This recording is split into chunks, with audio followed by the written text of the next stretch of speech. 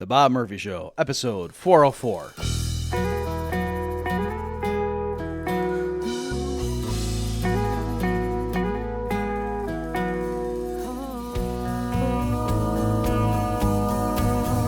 There's a tidal wave coming. What you gonna do? Get ready for another episode of The Bob Murphy Show, the podcast promoting free markets, free minds, and grateful souls. It's your source for commentary and interviews, conducted by a Christian and economist. Now here's your host, Bob Murphy.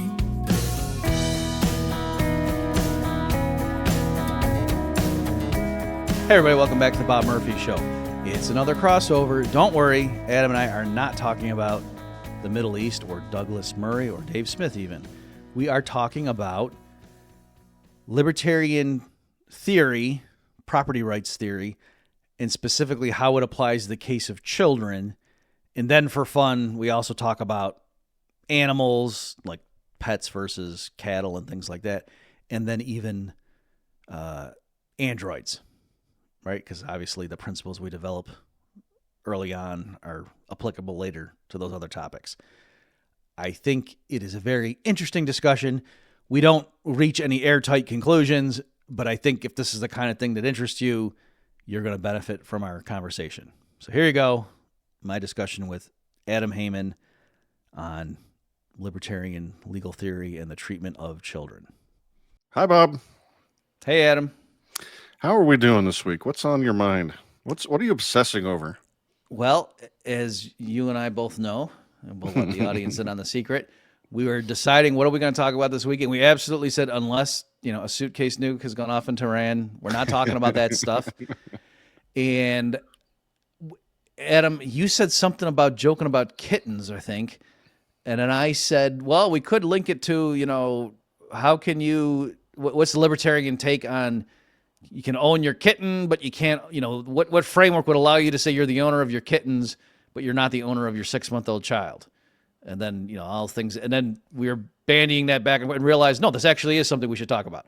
So, folks, what we are talking about is in a libertarian type world, or as I like to call it, a free society, where there's, voluntary contract, things are, the default from institutions is to engage in voluntary arrangements and so forth.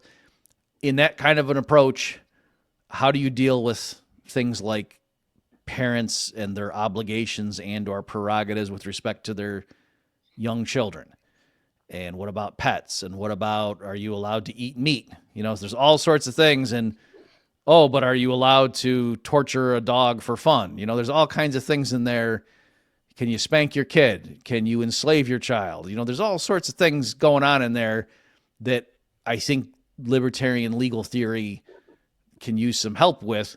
And let me just say at the outset, so we were joking, folks, beforehand. I said to Adam, I think this episode is going to be more Hayekian than Rothbardian. And what I meant is, I think Adam and I are going to say some useful things, and hopefully you folks will all agree that our streams of consciousness are informative. But at the end, I don't think we're going to have any answers for you. We're not going to have, you take these 3 principal points, and that's all you need, and go forth and generate law. Yeah, that's a feature, not a bug, because the last time Rothbard tried it, he ended up with a starving child in a room and the parents being perfectly fine with just ignoring it and letting it starve to death. Right. So that's kind of what we're doing. So let me just say at the outset, my approach to this stuff, Adam, is I don't like, what am I trying to say? There's 2 problems. So one is, like you say, is Rothbard, is I think where he had a viewpoint. He had some axioms and he had this logical deductive approach to it. And he ended up, he started out with the premise that you don't have positive obligations. So you're walking by someone drowning in the lake, maybe it's moral for you to render assistance, but legally speaking, you're a bystander. And no, it's not that you can get in legal trouble.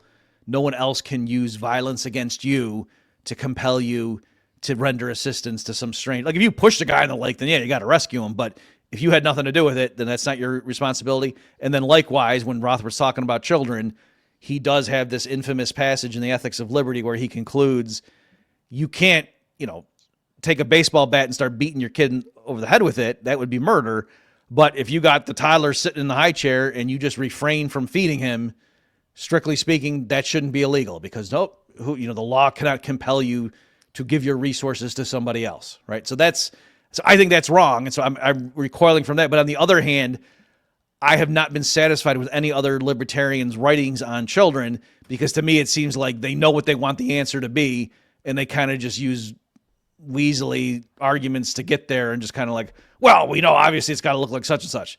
And I don't think that works either. That certainly wouldn't be, grounds for guiding judges and rendering opinions on messy, edge cases where there's different principles competing with each other. If you don't have any kind of principles at stake, it can't just be, well, you got to look at the situation and just say, what does your gut tell you? Because then that's not really, conducive to legal precedent and so forth. So that's kind of my guideposts. I totally agree with that approach, and we'll get into the details, but let's just dive right into that nub, because that's critical.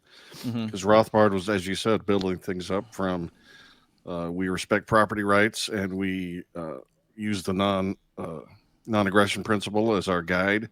And therefore, it was anathema for him to conceive of anything like a positive right. And then he looked at this relationship between parent and child and was like, hey, I got no obligation here. You can't impose a positive right upon me by mere fact of your existence. And I think that's wrong. I think when you adopt the position of a guardian parent for something that is going to be human someday, assuming everything goes right, but isn't now, fully an adult with all human rights. I was going to say, I think babies are humans. Yeah, I misspoke. Sorry. But yeah, I think that's not just, hey, I'm just sitting here and here's this 2-year-old and I don't know, I guess somebody should feed him, but I just don't feel like it. No, I think when you put yourself in that situation, you have taken on literally a positive obligation, but I'm not sure how to, I'm not libertarian theorist enough or legal theorist enough to figure out how we get there. Right. Okay. So here, and folks, I'm going to be recycling. We'll put in the links, some previous things that I've done on this stuff, and I'll just be kind of working in some of my past thoughts on this. But I really look forward, Adam, to talking with it, but because I think our crossover episodes is the perfect venue to flesh some of this stuff out. And hey, maybe somebody will go write a journal article based on this. If we can just save 10 lives, it'll be worth it. And so, yeah, on that, I think, and again, folks, notice with all this stuff, what I'm going to be trying to do is to come up with some legal issue that's the same kind of tension, but not in the context of parents and children, like just to make sure we're on solid footing to then apply it to this case. So there, I would say, and I didn't invent these, other people have said this, but it'd be like, if you have some resort vacation home that's on some island in the middle of the Pacific, and you invite a bunch of your friends out there, and then they all get out there, and then you just decide, you tell one of your friends, you know what, I saw something you wrote in my yearbook years ago, I didn't realize, and screw you, so I'm not going to kill you, but I'm not going to feed you, and I'm not going to provide you with transportation. And and you kind of like kick him out, and now he's on the island on the sand, and you've locked him out of your mansion, and there's nothing he can do, and he's just going to starve to death or die of thirst or whatever out there because he doesn't have his phone on, or his phone has no reception. And like, I didn't kill him. I just refrained from. So I think in a case like that, or another one is you invite somebody up in your private plane, and then, up in the air, you tell the guy, you know what, I changed my mind, get off my property. I'm not saying what you got to do. I'm saying you got to go home. You just can't stay here. You're effectively killing him.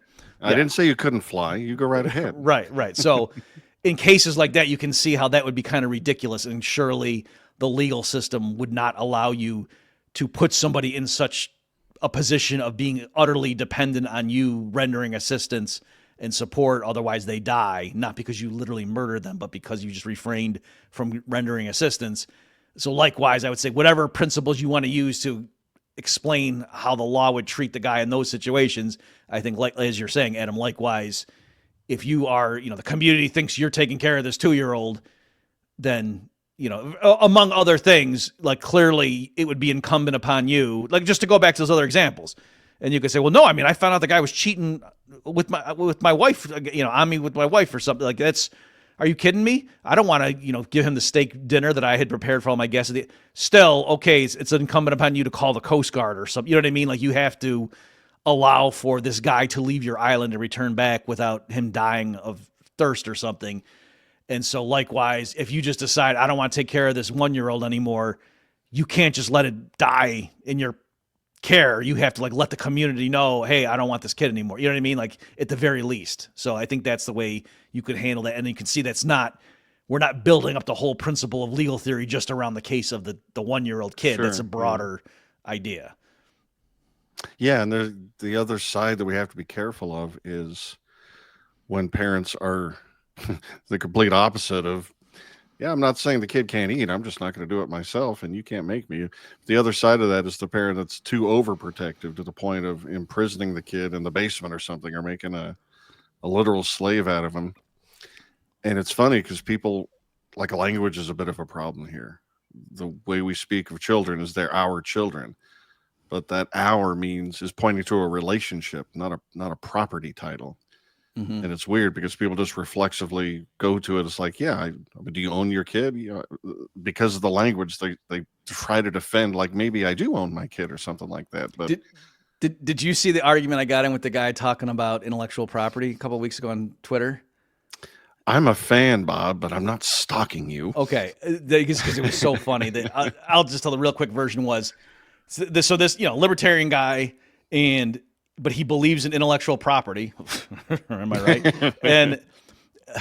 and he was very confident in his position, and he was arguing against me and other people. Like, I kind of did a drive-by, and then he tried to suck me into the maelstrom, and he was saying stuff like, the very fact that you say the sentence, "I don't own my novel," shows, a performative contradiction, and it blows up your position. And so and other people were arguing with him, and he was like just rolling his eyes at, like, he thought they didn't get the deep point he was making and that they weren't familiar with argumentation. You know what I mean? Like Yep. And so I said to the guy, "Do you own your father?" Yeah, perfect. And you would not believe, like, that just further convinced him of what an idiot I was. Like, I clearly didn't get his point. And anyway, it was just amazing, like, how many people like stopped arguing with him, just trying to explain to him very slowly, "Don't you see what Bob is saying to you?" And he refused to get it. It was amazing. And he just kept digging in deeper and deeper. Like, "I used to respect you, Murphy, but now I see what an idiot you. I can't even believe you don't get and it was just amazing." So yeah, there is that issue with that stuff. But what's funny is Rothbard in Ethics of Liberty, I mean, he actually says the parent owns, maybe he uses quotation marks, but he does use it, and he talks about a baby market and stuff. So he really kind of leads with his chin on a lot of that stuff, confirming, some of the crazy stereotypes that a leftist might have about it. Like, oh, what's a libertarian approach to, child rights? Oh my gosh, these people. So, and in fairness, I don't want to mislead people. Rothbard does say, like, it's is it a dumbrated? I don't remember what kind of word he uses. Attenuated type of ownership, yes, that like over time it phases out and whatever. You're more of like a trustee and blah, blah. And he gets it, but still, and so let me just real quickly, I'll motivate this, just have people give a commercial.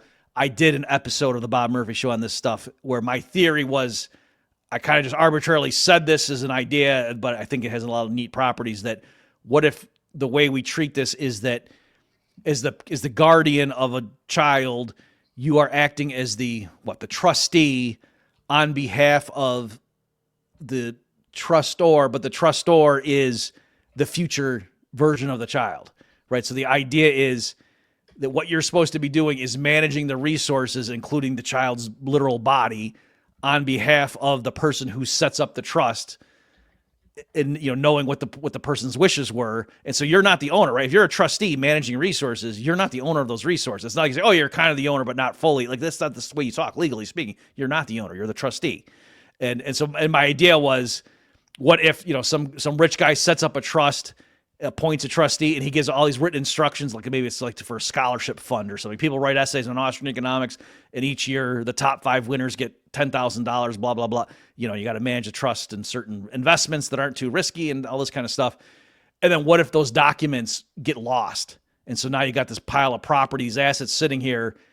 And then, I think they wouldn't just sit there, that like the legal framework would allow for it. Clearly, I thought, what would you do is say, well, let's try to administer this with our best guess as to what the original trustor wanted this to be like. And you could look at his speeches and things like that, or look at other trusts of a similar nature if you didn't have any idea. So likewise, I'm saying, when you got a 6-month-old infant and you're the caretaker, you're acting on its behalf or his or her behalf, to not be weird about it. And you're trying to anticipate, well, when they're a full grown adult, legally speaking, then, what would they want me to do on their behalf right now? So in the beginning, you just got to make it. But as the kid gets older, you have a better idea. Like when the kid's 13, you got a better idea of when they're a legal, adult, what they would want you to do. Like, would you want to send them to boarding school or what, things like that. And so anyway, that was kind of the framework I had. And I thought it did satisfy a few nice principles involved. Just like if you saw somebody administering a trust and they were clearly violating the rules of it, like you just knew they were, like, what standing would you to go report to someone? So to me, that would be like if you saw a parent beating the crap out of his kid. Like at some point, we all know there must be some threshold at which the community can step in and say, no, you can't, like you're going to chop your kid's arm up. No, you can't do that. We're taking the kid away from you. Whereas, maybe swatting them on the butt because they mouthed off to you, the community say, yeah, maybe some of us don't feel good about that, but that we can't legally stop you. So that was to me to come up with, principles like that. And to me, looking at the legality of trusts and how those are administered and when can someone object and say, I don't like this trustee being in charge of this property. I thought that was like a framework that might be worth, shedding light by analogy. I think that's a great framework. I think there's a lot of room to maneuver. It's very dynamic. It's very powerful. It sidesteps that nasty ownership conundrum. And it's really unfortunate that Rothbard kept using that word, because I would never frame it that way. But I do think that in a free society, you would have, I would never call it a baby market, but you would have people willing to, give up their role as, like, I believe the reason the parent is the initial trustee in this framework is pretty obvious. There's a genetic, component. The parents created literally the life of this person.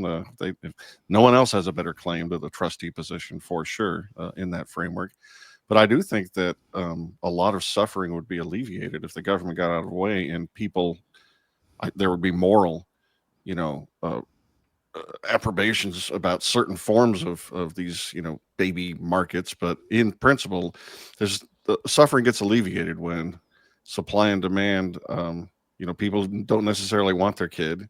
Rather than raise that kid in a loveless household, maybe they take a few $1,000s from a couple who really does want to raise that kid. I do think in a free society, these sorts of exchanges would happen.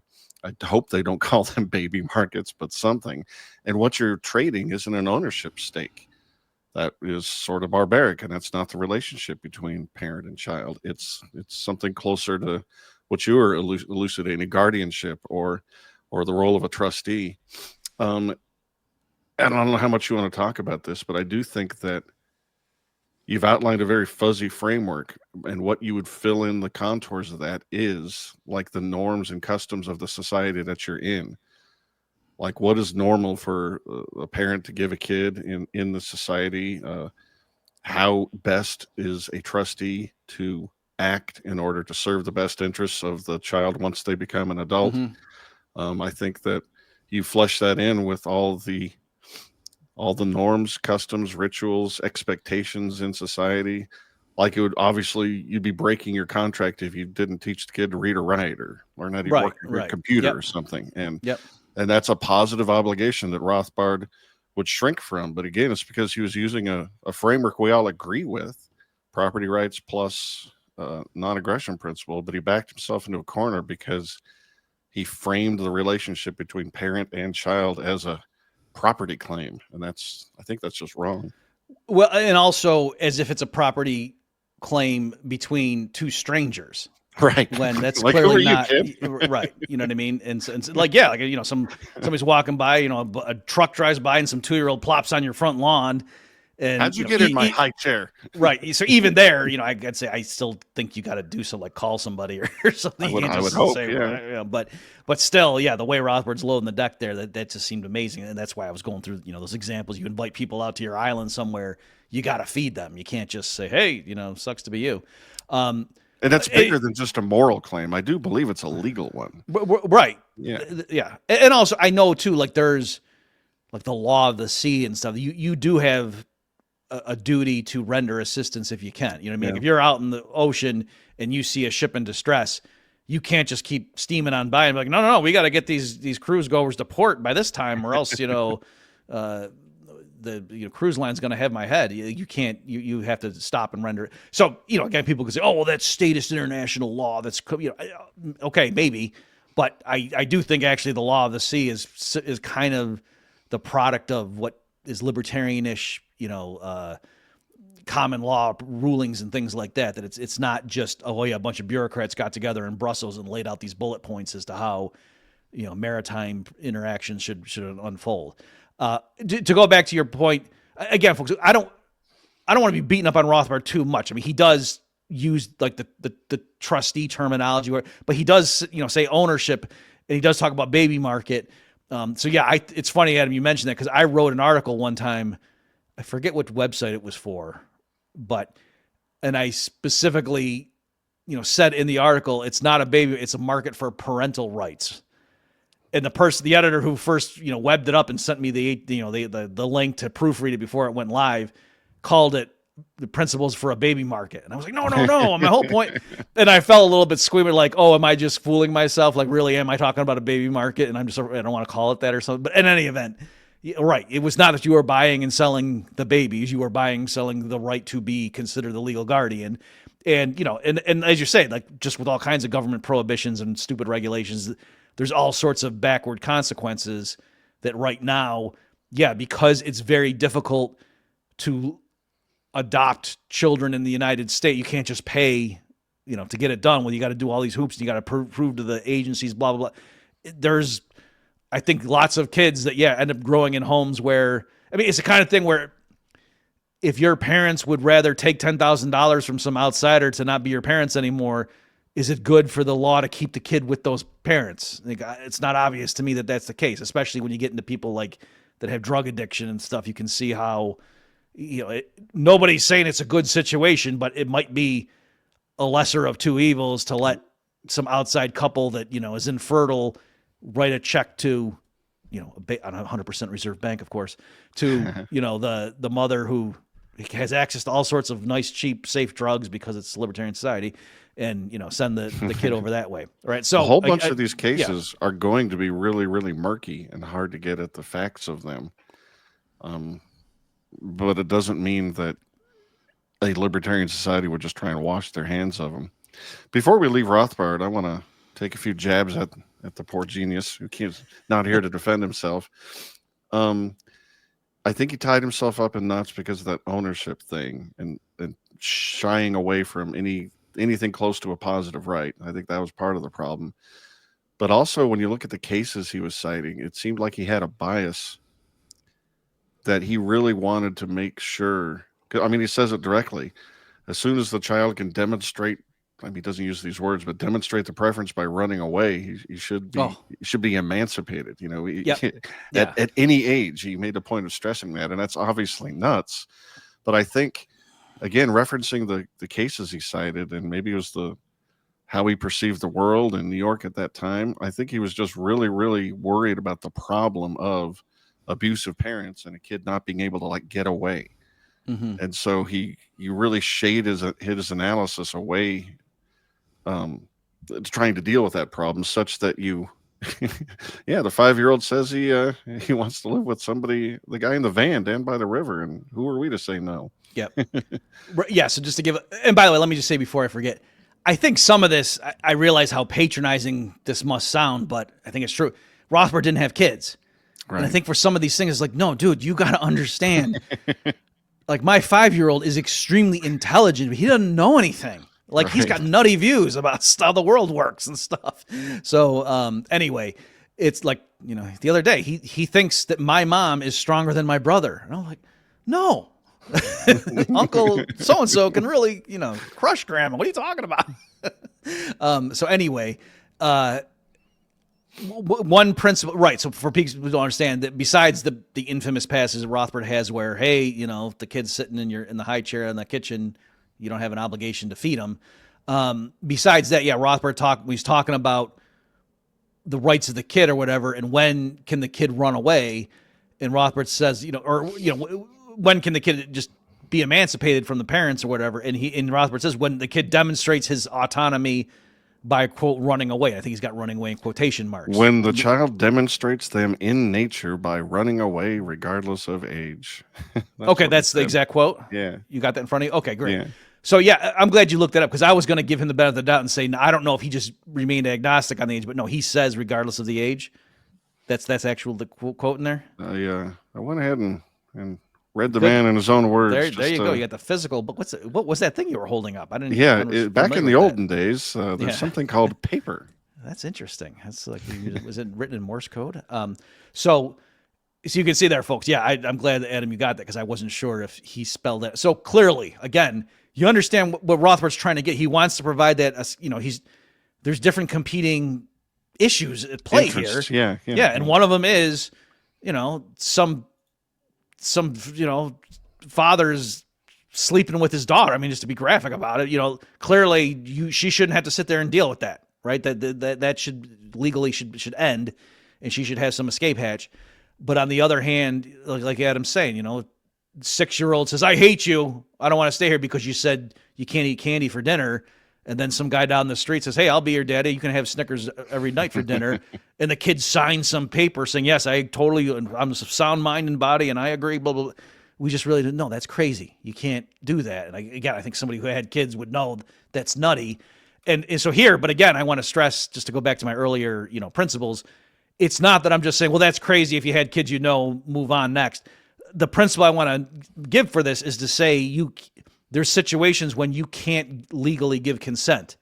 And so, example I use a lot is if you're hammered in the bar and you're playing darts and you say to the guy, "Oh, okay, one more game, winner gets the other guy's house." And you guys, even you take out a cocktail napkin and sign it. I could understand.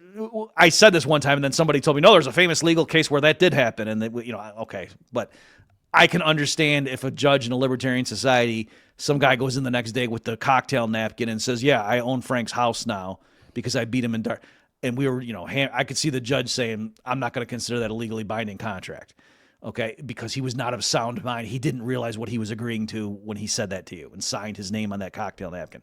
So likewise, a 6-year-old cannot understand what it is he's agreeing to if he says, "Yeah, I'm going to go live with you in your van and be your kid from now on." Like he's not in a position to make that decision over his future. So, and again, like that goes into the trustee, thing as well, that it totally makes sense that you could be the trustee administering resources on behalf of the beneficiary, with the theory being the beneficiary is not yet mature enough to understand, how to use them properly. That's why you don't just hand over the trust fund to the kid when he's 13. I want to get into how standing would be created in a Rothbardian society, but your dart story reminded me of a funny story, if you don't mind a brief tangent. I do not mind. A buddy of mine told me this last night. He said he used to play poker in college in Italian class. Apparently, they weren't teaching Italian in Italian class. They were just letting the kids play poker. I assumed you meant like in the back of the room, like unbeknownst. You're saying that the teacher knew they're also. Oh no, I don't know any of the details, but yeah, I'm sure the teacher wasn't actually there. Or maybe it was just had a head in the book. I don't know. I don't know the details. Anyway, my buddy used to play cards in Italian class, and at the end, instead of settling up with one of his buddies, the guy didn't have any money, and so they decided to flip. It's not flipping a coin, but it's effectively the same thing. We'll just flip for it, double or nothing, with the idea that he'd be giving this buddy a break, I think. And when the guy gets to nothing, they'll walk away and nobody owes anybody anything. Mm. And my buddy flip meaning flip card, like high card. Is that what that means? Similar to high card. You'd actually deal out a bunch of cards and see who ends up with the best low ball hand or high hand or whatever. But effectively, for the reader or for the listeners, it's just flipping a coin because there's no skill involved. It's just who gets lucky. So my buddy proceeds to win like 15 or 20 or something ridiculous number of flips in a row, to the point where his buddy now owes him like $2.5 million or something. And obviously he never collected on any of that. It's not quite as ludicrous as the guy super drunk playing darts for the deed to his house, but it does go to show that in norm and custom, there are some debts that are just uncollectible. And, it's so ridiculous. Okay, you start mailing in those payments. Maybe by the time your grandkids can eventually pay off this debt. Have I told you this story where we were really into gambling when I was in high school, and I got a poster board out, and we obviously did all kinds of permutations of card games, but we wanted more, so I got out a poster board and I did some dice games. I somehow came up with like rules, payoffs, and things like that to make it look official. And that, I had slots where you could place your chips, on the thing before you roll the dice, just to, kind of make it more official than us just keeping track of it in our head. And, my buddy one time, he got like in this OCD thing where he just kept picking the dice up and just kept throwing. And I like every 5 rolls, I would physically grab his arms and make him look and lock eyes with me and say, "You understand? You right now owe me, $230, right? This is real money, right? You agree? Say out loud, this is real money, And then he would just keep going, "Oh no, more, again." And he's just, and yeah, likewise, it was. I think we ended up. I let him pay me like 20 cents of the dollar or something. We both felt good about it, that I made a bunch of money and he didn't owe me $1,000 or something. But it was a similar kind of thing where I kept stopping him to say, "This is real. You understand that, right?" And we agree. Gambling can be addictive, boys and girls. Tread carefully. So anyway, back to the kids. Like in a status society, either the girl would run to Child Protective Services, or someone would report the situation and the state would get involved, and the courts and family, all that stuff. But in a free society, how would standing be regulated? Could anybody step in and volunteer to take over the trustee job? Would the child have a choice? Would the family relation, like a grandma or an aunt, would they have a preferable pecking order, place in line? Or would there be institutions with,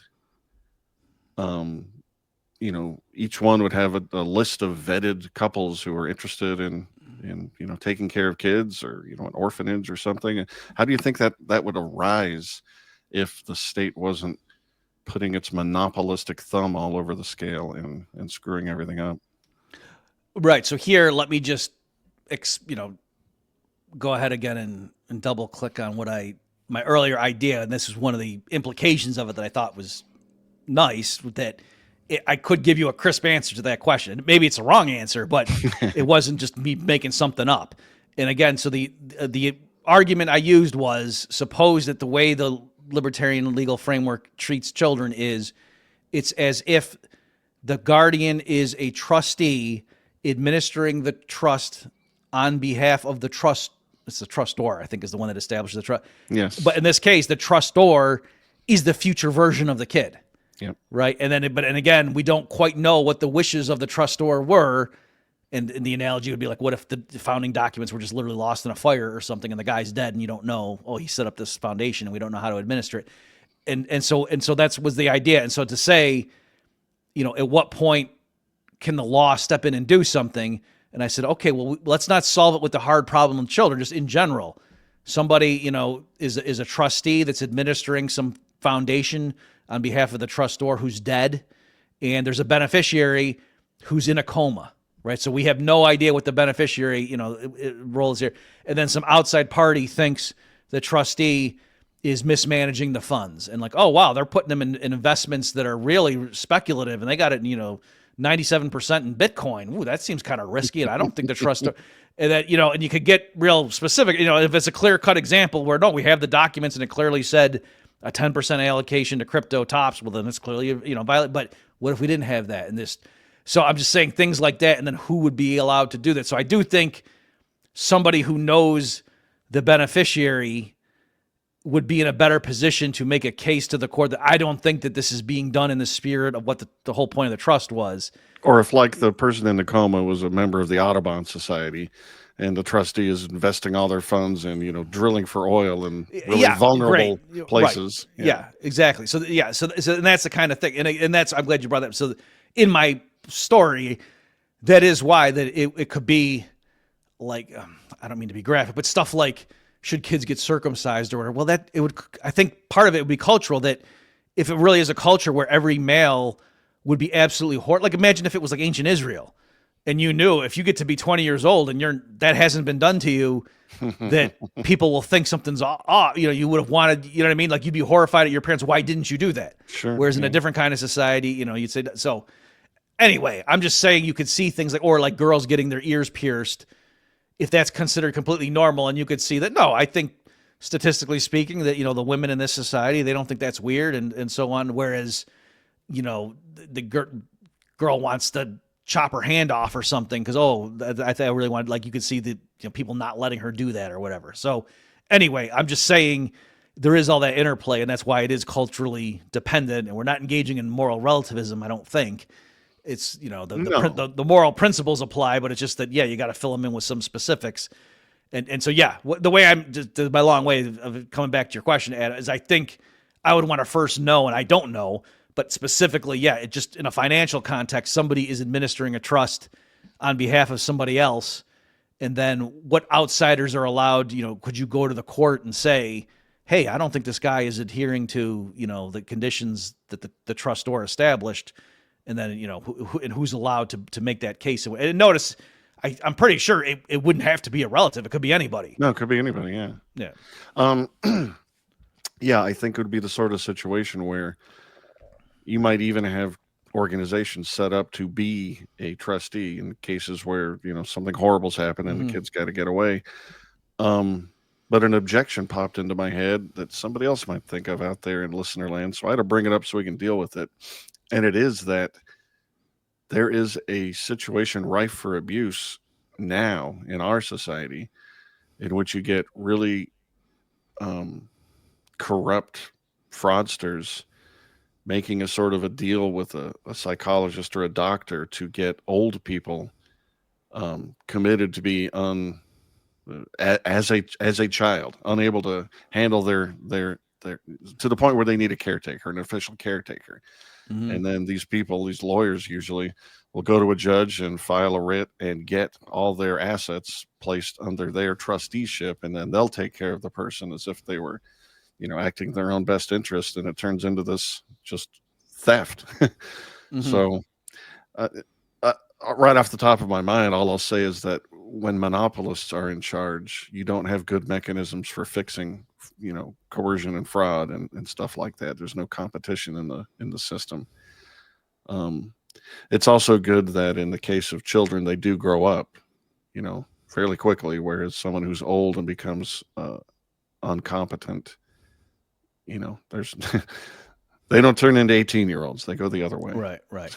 So I'm glad you brought that up, that, that possible abuse, but your answer is the one I would have given, to say, that's an issue, but the best way to combat that is to have competing, judicial frameworks. And it's not that, there's just that one judge is in charge of all the such cases in this region.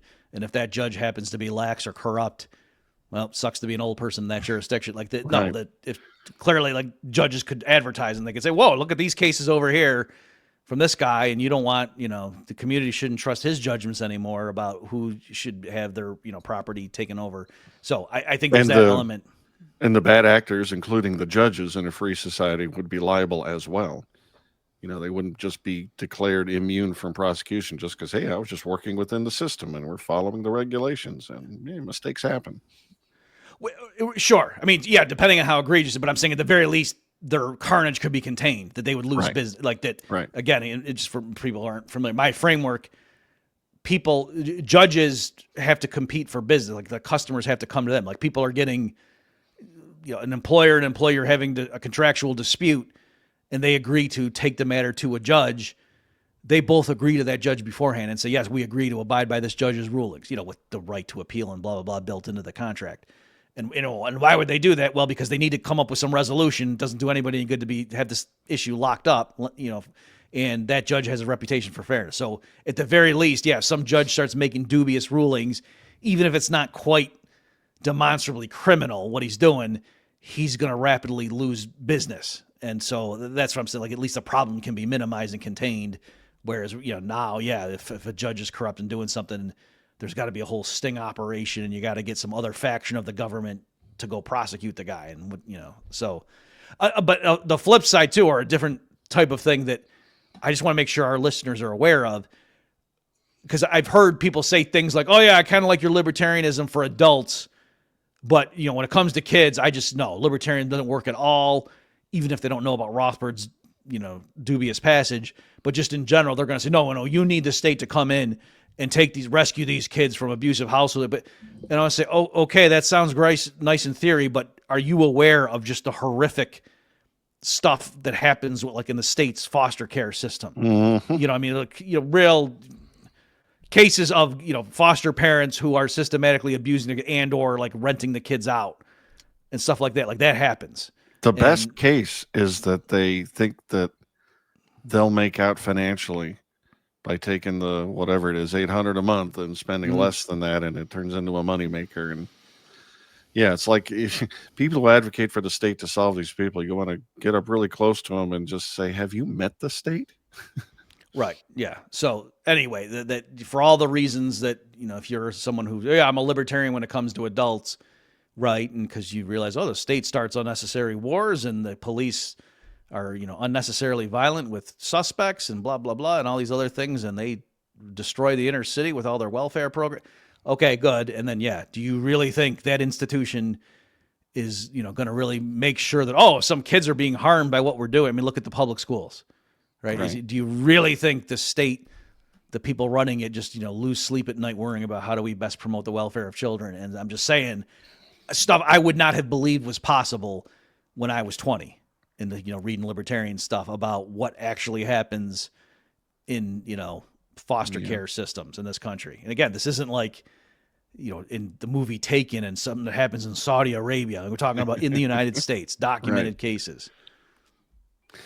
I don't think we want to delve too deeply into the article you shared with me by Walter Block and a couple of his co-authors, where they were sort of going over this principle in Rothbard and trying to clean it up a little bit and underline it. But there was a paragraph that I just found so weird. I feel like I have to read it to you and see what you think. Okay. So they're trying to bolster Rothbard's claim that the child has the agency to exert their will in nature, or whatever the phrase was, and run away, and we should honor the will of the child. So this paragraph, I'm going to butcher these names. These are scientists of some kind. Belargian, Spelke, and Wasserman propose that infants have the ability to understand principles of physics and relations of cause and effect. Children may be less egocentric and better able to understand the world than many commentators previously gave them credit for. Gopnik and Repiccioli contend that by the age of 18 months, Bob, infants have acquired the ability to determine others' preferences based on facial expressions. Recent advancements in child psychology suggest that youngsters are indeed able to, quote, select and pursue their ends, unquote, thus making them homesteaders of their own bodies, legal adults, by the standard Rothbard sets out.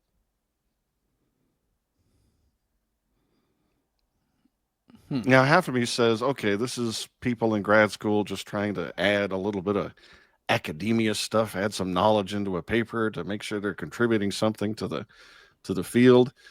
But another part of me says, yeah, that's just nuts. What do you mean? What do you mean understand physics and gain agency and ownership at 18 months? I mean, we've been talking about, yes, when as the kids mature, they slowly get closer and closer to becoming an adult. That's not, you don't flip a switch.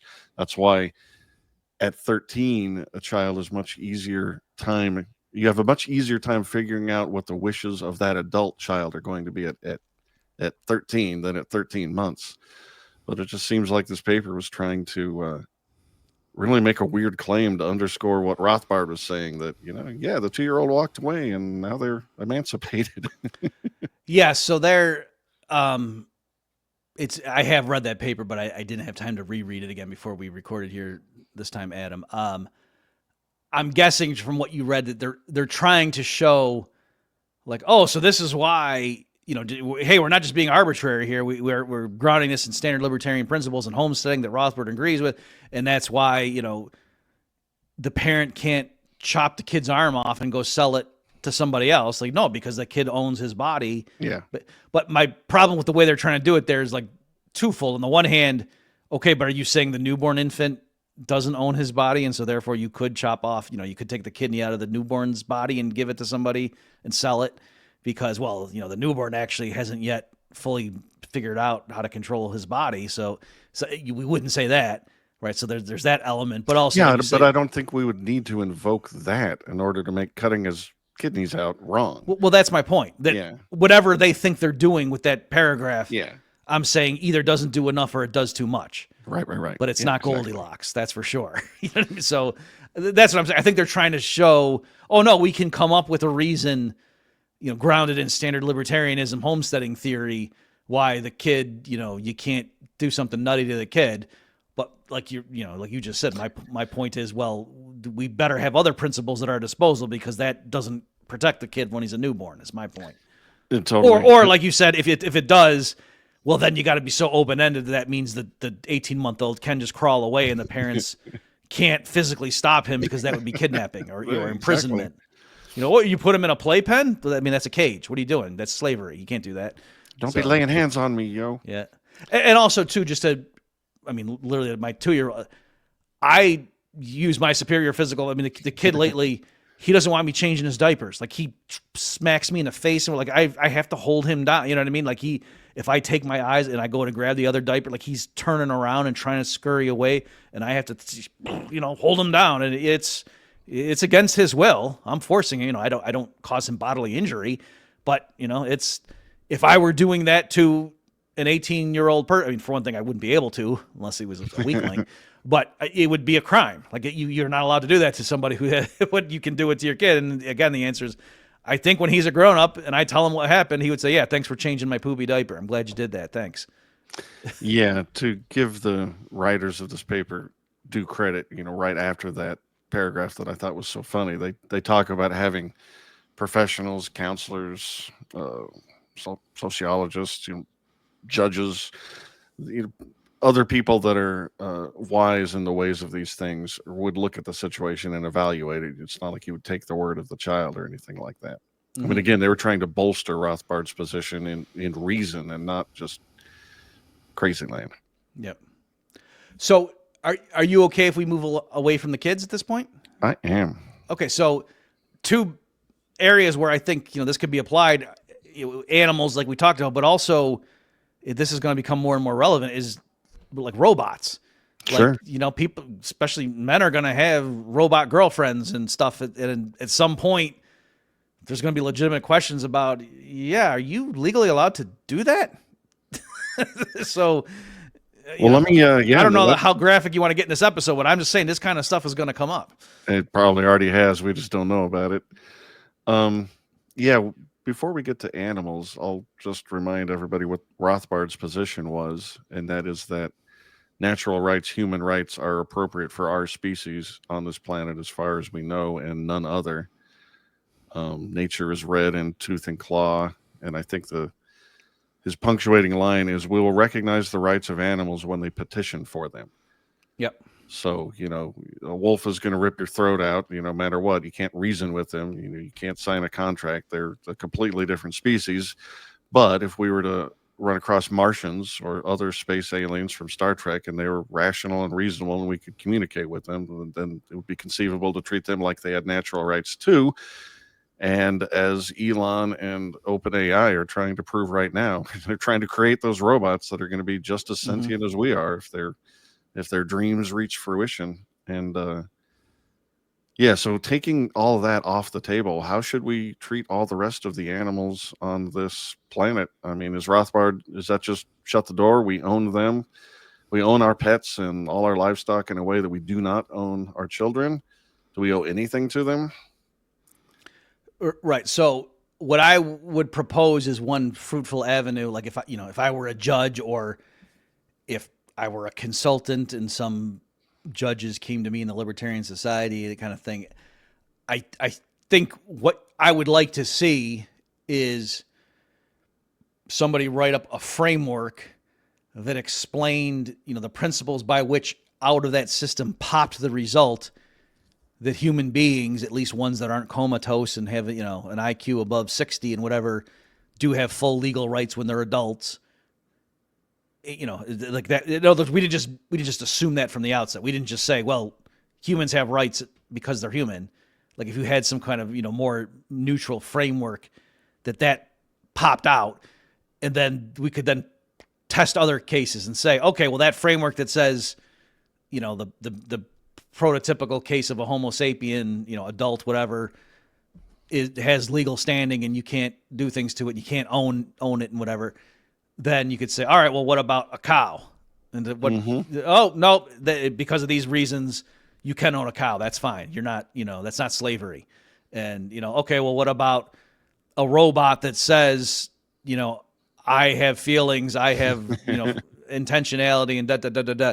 And then, what happens there? Like if it really is, like you wouldn't say if I just recorded that message and put it on my phone and you played the voice memo, we wouldn't all just jump away and go, oh my gosh, this phone has rights now, and it's alive. Like you say, no, that's just a recording, some human program. You know what I mean? So we got to not just be naive and ridiculous about it, but like you're saying, from Star Trek: The Next Generation, if something acted the way that Data in that show acts, I'm pretty sure the judges are going to say, I think we can't, enslave that creature. For one thing, wouldn't want to be the guy given the task of enslaving Data, but you get the good point. Luck.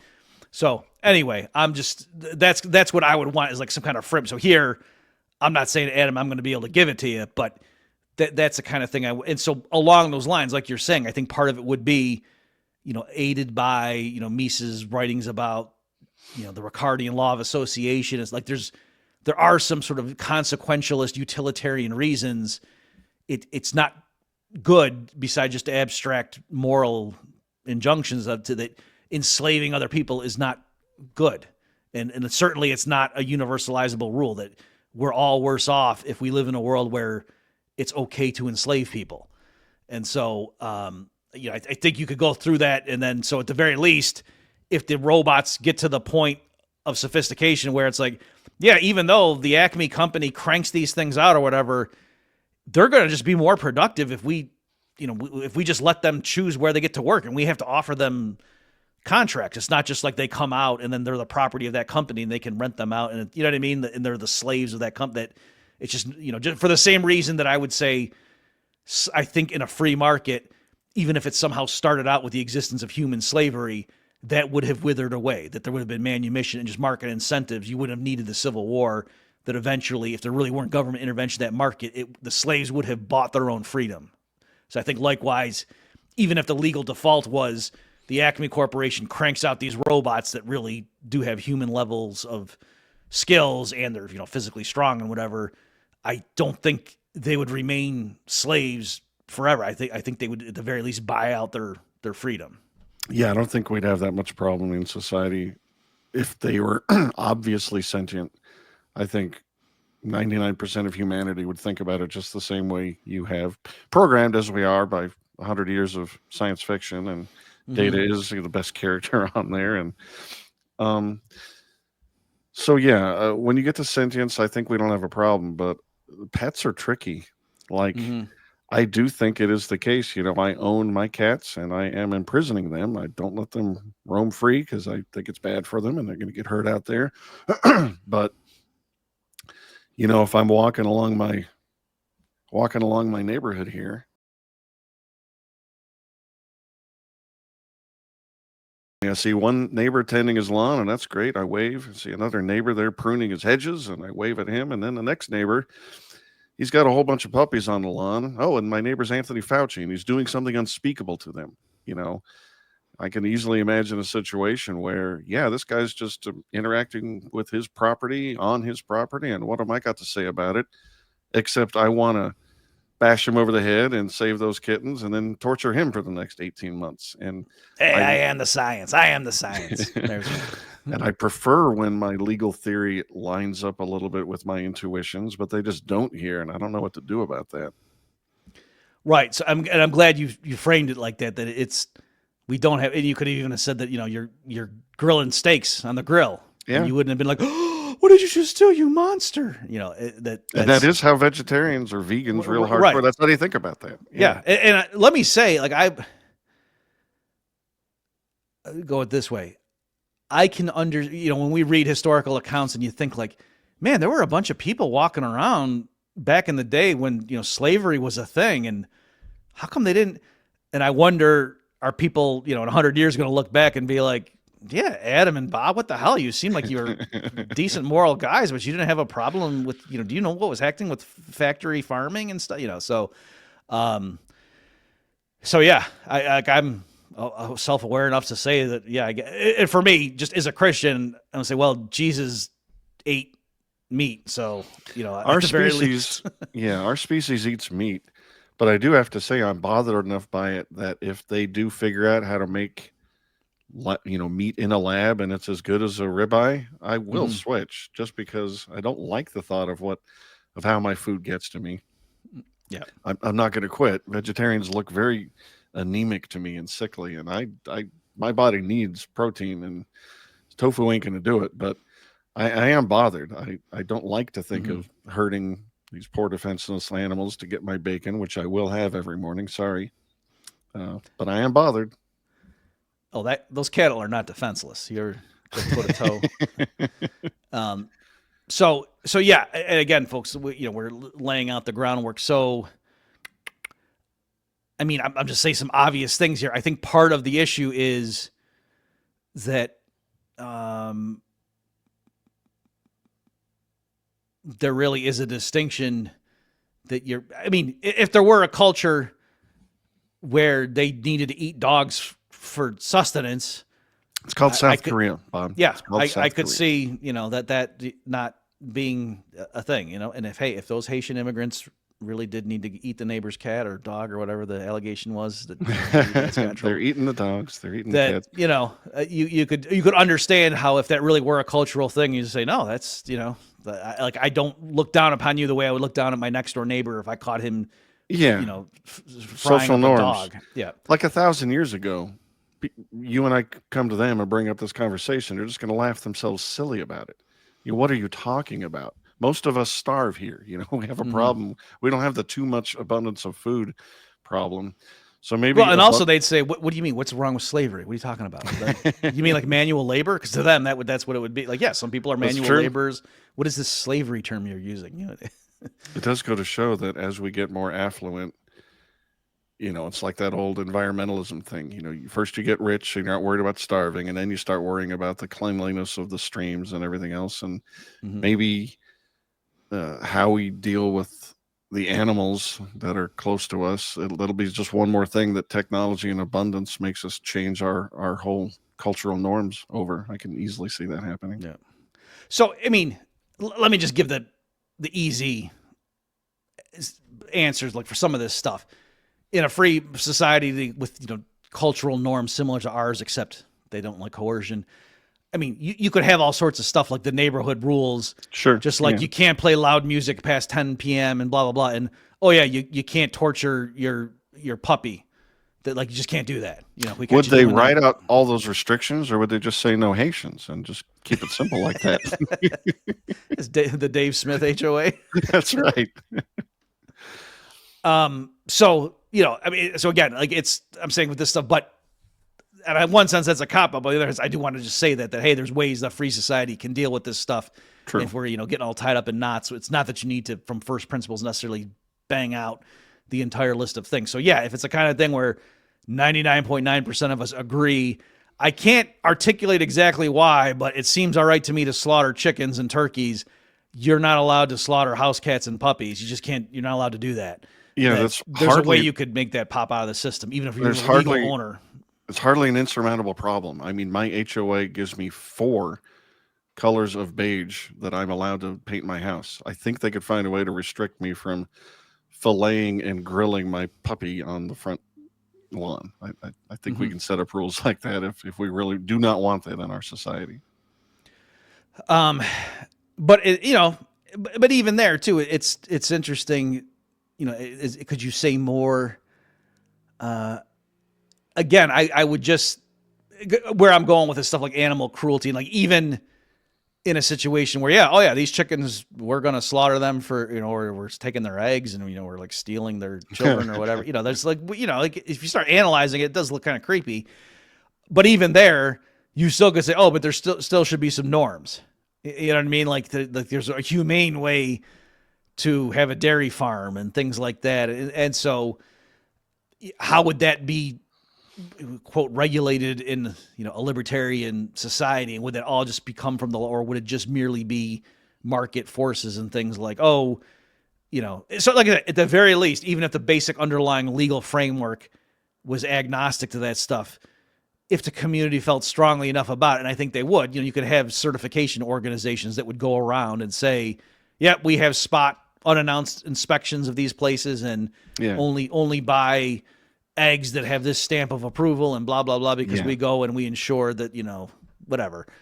So there would be that stuff. And that stuff I think would be better policed.